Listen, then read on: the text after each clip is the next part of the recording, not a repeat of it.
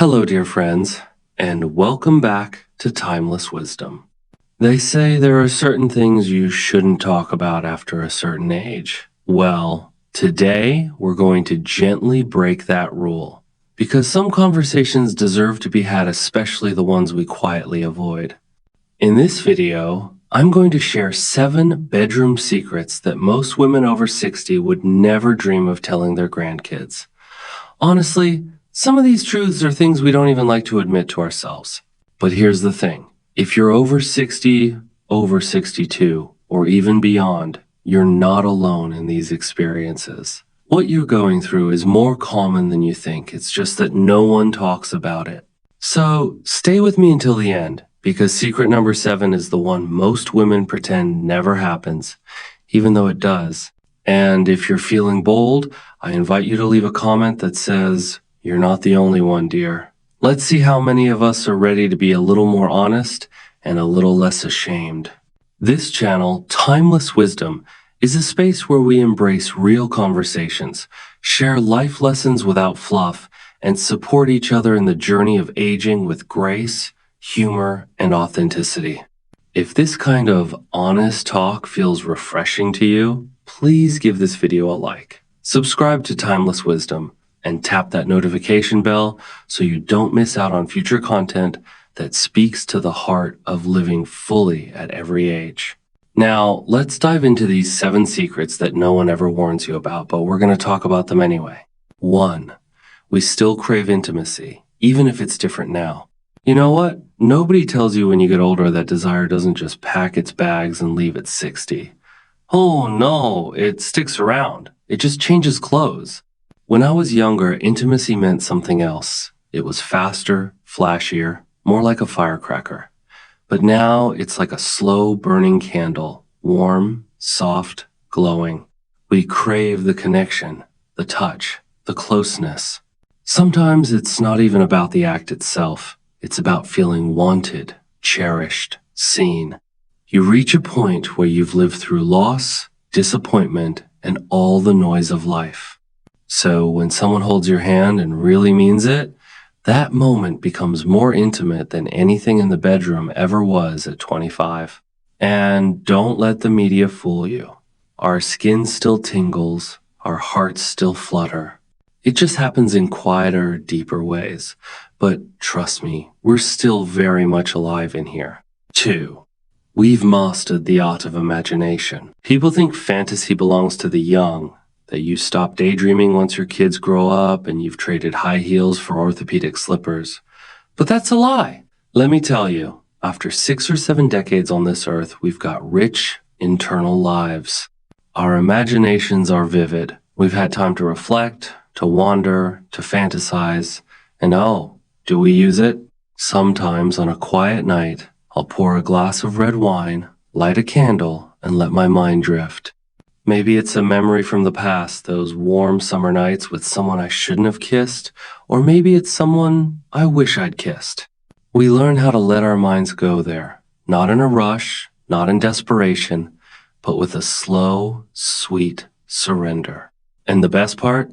No performance, no pressure, just a private little journey, that's all mine. It's like reading a good romance novel where you're the main character.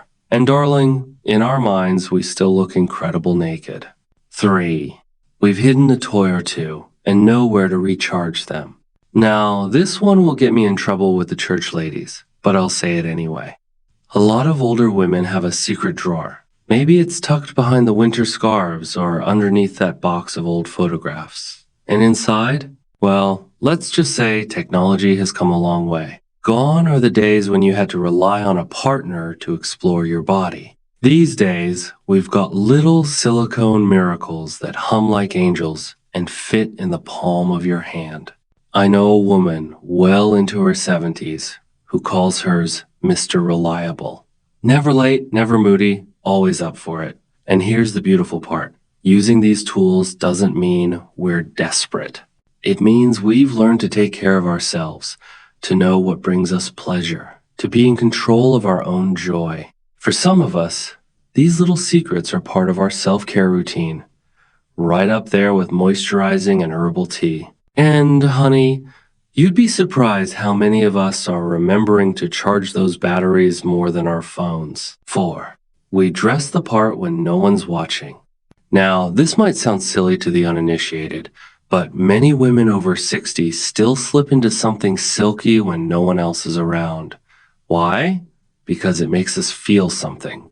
Not for attention, not for seduction, but for ourselves. Younger folks might think older women live in flannel nightgowns and sensible robes. But let me tell you a secret. Underneath that robe might be a lace-trimmed slip that feels like butter against the skin. We do it to remember we're still women, to feel sensual, elegant, and alive. Sometimes I'll put on that soft camisole and turn slowly in the mirror. Not because I want to look young again, but because I want to feel connected to the woman I've always been. It's an act of self-love, a reminder that our femininity never left. It just got wiser. And while the world may not see it, we do. In that quiet moment, in that soft glow of the mirror light, we see the woman we've always been and still are. 5.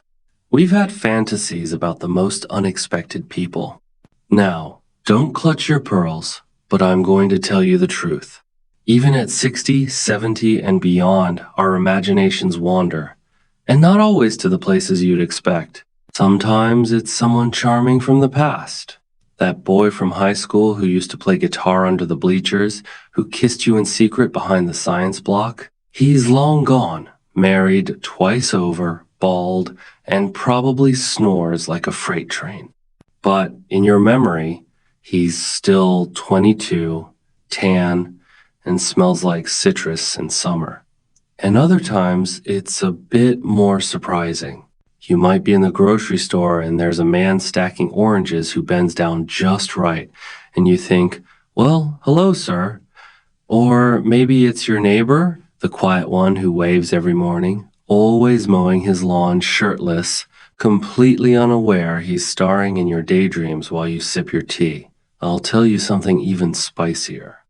One of my closest friends, 82 and proud, once confessed she has recurring fantasies about her chiropractor. She says it's the way he places his hands on her shoulders and speaks in that deep, reassuring voice. I told her she better keep those hips aligned because someone's spine is tingling.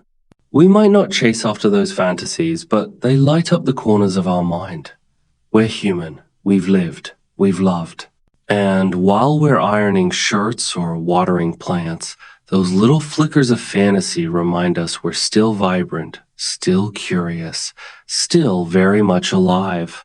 Younger people think the fire dies down. Truth is, we just keep it burning where it's warmest, deep inside. 6. We enjoy saying no and mean it. There's something magical that happens when you get older. You stop apologizing. You stop saying maybe when you mean no. And I guess when you're not comfortable in the bedroom and beyond, we've earned the right to choose what feels good, what doesn't, and when we're simply not in the mood, and we don't owe anyone an explanation. Let me tell you, in my 20s, I said yes, far too often. Sometimes to avoid conflict. Sometimes to make someone else feel better. I said yes when I was tired. Yes, when I wasn't sure. Yes, because I thought that's what a good woman did. But not anymore. Now, if my body says no, I listen. If my soul says not tonight, I trust her. And when I say not now, I mean it with grace, not guilt. This kind of boundary doesn't make us cold. It makes us clear. It's not that we've lost our desire. It's that we finally respect it enough to honor it. And let me tell you something else. When we do say yes now, it means something. It's not out of duty. It's out of joy. So no, we won't come running every time someone else needs us. We know what we like, what we need, and what we're no longer willing to fake. And let me tell you, saying no confidently, kindly, and firmly, that might be the most delicious act of self-love of them all. 7. Sometimes we cry after. This is the one no one talks about, the one we hide even from ourselves.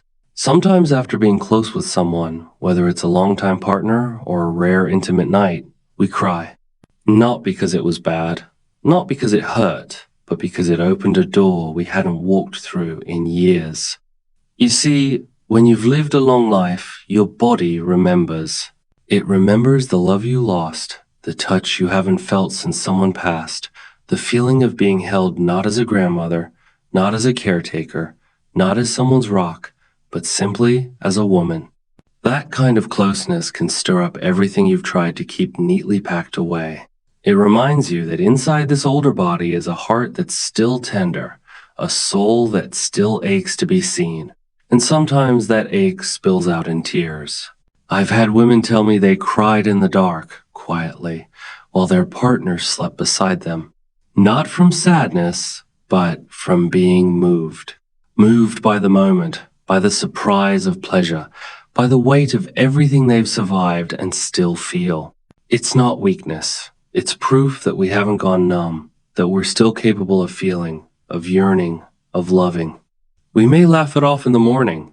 We may wipe our eyes before the sun rises.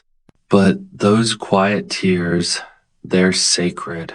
They mean we're still here, still women, still alive in every way that matters. Final reflections, timeless wisdom.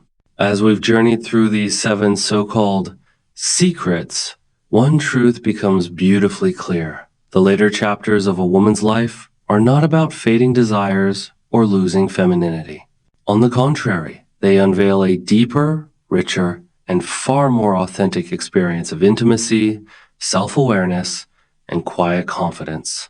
We've seen how the longing for connection doesn't disappear. It simply changes form, becoming more soulful, more thoughtful. We've discovered the quiet joy in embracing imagination and the empowering strength that comes from learning to say no without guilt. These aren't stories of loss, they're stories of freedom.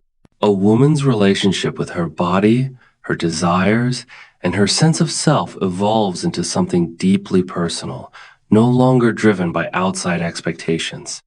Whether it's the playful ownership of personal treasures tucked away in a drawer, or the simple act of dressing beautifully for herself with no audience at all, these moments are celebrations of self-respect and self-love. And perhaps most touching of all are those unexpected tears after moments of closeness, a sign that the heart remains tender, open, and capable of profound emotion, no matter how many years pass. These are not signs of weakness, but of a heart that has lived deeply and still feels fully. In a world that often overlooks or silences older women when it comes to conversations about desire and sensuality, these insights stand as a gentle but firm reminder.